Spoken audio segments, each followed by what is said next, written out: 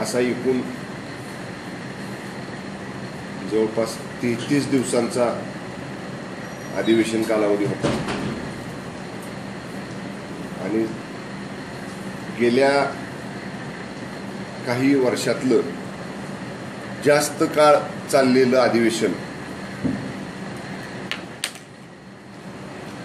अशा पद्धतीनं इतके जास्त दिवस हे कामकाज चाललं. आता पहिलं थोडक्यात सारांश सांगतो, मग आपल्या मतदारसंघातले मुद्दे सांगतो. हे अधिवेशन सत्ताधारी पक्षाच्या बाजूने अतिशय यशस्वी झालं. अनेक धोरणात्मक निर्णय राज्य सरकारनं ह्या अधिवेशनामध्ये घेतले. महत्त्वाचं म्हणजे राज्याचं 15-16चं बजेट अर्थसंकल्प वित्तमंत्र्यांनी मांडला. अर्थसंकल्पावरती सर्वसाधारण चर्चा 3 दिवस झाली, विभागवार चर्चा 5 दिवस झाली.